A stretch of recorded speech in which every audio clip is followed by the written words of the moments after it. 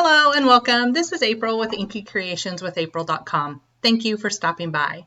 Please make sure to give this video a thumbs up, hit that subscribe button, and click that notification bell so you know when my next video is. Today we're going to make a card with no stamping. Going to use an embossing folder and some dies.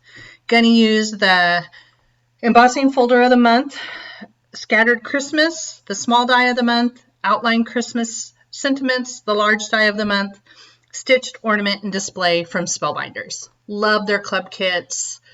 I get all three of these plus the glimmer kit of the month. Love them. And a lot of times they coordinate really well together.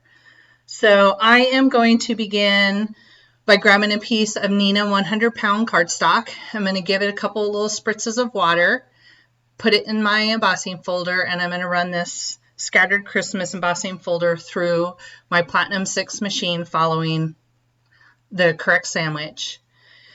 And then I'm going to take this and I'm going to grab me a splat box, just an old box that some product came in. And I'm going to grab some Shimmer Spritz. This has just a little touch of gold to it.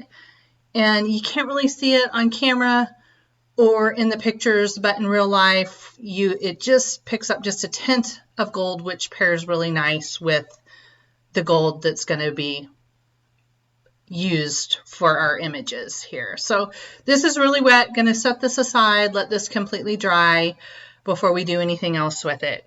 I'm using 3 sets of cardstock today from Spellbinders, using the Pomegranate, the Fern, Rainforest, and the Poppy Field. And these are all from Spellbinders. They pair really well together and the card turns out really beautiful. I also grab a piece of matte gold cardstock from my stash. So I've pre-cut everything, have it in this little, I got this little watercolor tray from Amazon. It works great to put all my little die cuts in, but everything's pre-cut. I even cut the Christmas and the wishes 3 times out of the pomegranate cardstock, layered those up. And so I'm just going to put just a little bit of glue on the back of these words and put them on the shadows. And the shadows just cut out as some matte gold. And it's just one layer. And they fit really nice when I'm done. And I'm just putting just a little bit of glue because I do not want it to smush out and get all over that pretty gold cardstock. So I'm going to get everything in place, and I'm using a pair of reverse tweezers to hold my images as I put adhesive on them. It keeps my fingers from getting really inky, and it allows me to place the letters and the words exactly where I need to put them. The wishes comes in 2 parts, so I'm going to put the W on and then the rest of the word, and going to set that underneath an acrylic block, which is my heavy object to hold things down while they're drying, while the glue is drying. And going to just set that up out of the way, and then we're going to grab the little floral images. Okay, so I'm not really sure if these are supposed to be poinsettias or if they're supposed to be little holly flowers. So whatever you want them to be. But I'm going to start with, I have these little branches here, and I'm going to put some little red berries on there. So just takes a little dot of glue on each one. I'm using a little pickup stick here that I just got from Amazon and putting those in place. I did not, but what would be really cute is when this card is finished is to put a little bit of glossy accents on these little berries. That would really make them pop as well, but I did not do that for this card, but it's definitely something that would be super cute. So I'm just assembling everything. I love that the small and the large die of the month really work well together, and the images coordinate really well. I was able to pull from both of them to create one beautiful card, and all the sentiments in the outline Christmas sentiment set, they all have shadow dies and so many different holiday messages you can come up with there.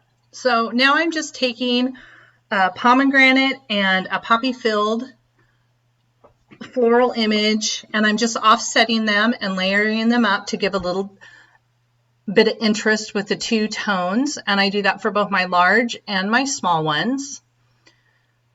So, and it just takes a little dot of glue. I don't want more than that dot of glue because I like to kind of fluff, for lack of better words, my flowers when I'm done with them. If I'm giving it in person, they'll stay fluffed up. If you're mailing it, they're going to get smushed. However, you could put just a little bit of foam tape underneath the petals to keep a little bit of that dimension. So as I get these all glued together, I'm putting something heavy on them while they're drying. And then I'm going to grab some gold centers and put in the middle of all 7 of these flowers. So this goes super quick. Again, you could use a gold pearl here. You could use some Nuvo drops. There's lots of other little embellishments that you could use for your gold centers of your flowers. But I wanted to stick with using as much of just the die cuts as I could. So I'm going to put those aside to dry. And while those are drying, I'm going to get my background, and I do cut this down. So I cut it down to 4 by 5 1/4. And so we're going to end up with just a little bit of an edge around this when we mat it on a piece of pomegranate A2 cardstock. And I use fun foam. I have it cut down. I have wide score tape put on the back, easy to peel it, stick it on there. And if you're worrying about getting it on just right, you can put a layer of liquid adhesive, and that gives you a little bit of wiggle room to make sure it's just right before it adheres down. But got it all set down, and we're going to now put everything in place how we want it. So I'm going to use some little thin 3D foam squares. So these are super thin, gives just enough height and not too much. And I take these little tiny ones and I cut them in half because I found the full size one, you could just see too much of it. The half, I can hide it. So I'm going to put a couple clusters. I'm going to put a cluster down in the lower right and a smaller cluster up in the upper left with the Christmas wishes in between. So you're just going to see me put everything in place, kind of fluff it as I go to make sure I have everything tucked in nice and tight. And I'm only adding dimension to the flowers. And here you see me fussing. Yeah, I probably spend way too much time fussing with these little things. I do have this speeded up just a little bit because you guys did not want to watch me put all these in place for 45 minutes. Because I did arrange it, rearrange it, move things, change things. But in the end, I love the cute little design. I'm going to have to make a few more of these for just a few people that I want to hand give some cards to. So getting all my little flower images in the corners, and then I'm going to start kind of, you can kind of see my process here. So I'm just kind of showing you where I'm kind of wanting to put things. How am I wanting this to look? So I do have 2 colors of all the leaves and all the branches, and then these little spiny ones here that look more like a pine type of branch. I did cut those from both the Rainforest and the poppy. No, sorry, the Rainforest and the Fern plus the matte gold. So I'm just putting my words on there real quick to see exactly where I want everything to go. And I do cut some of these little pine branch looking ones. They're just a little too long. So I just cut some of the ends off, cut some of those little fingers is what they look like off. So it fits nice and tight right where I want it to be. It's not too long and nothing's showing where I do not want it to show. Again, I am not putting glue on the entire image, just on the base of those that I'm tucking underneath the the floral images because, again, I like how they kind of curl up on their own and they have a little bit of movement and dimension that way.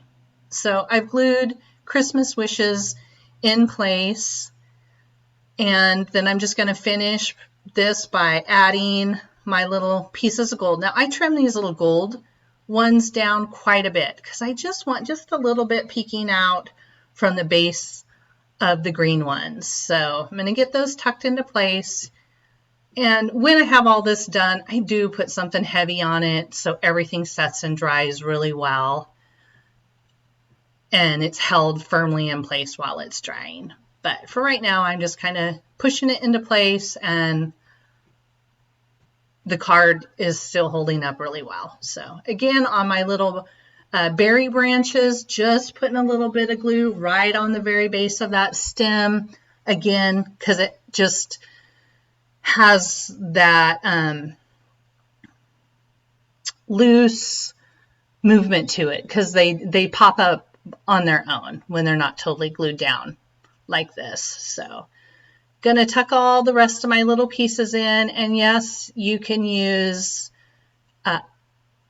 whatever little tools you can use. Spellbinders has a great tool-in-one that has all sorts of little different tools that you can add on there to help you get underneath and pick little small pieces up to tuck stuff underneath.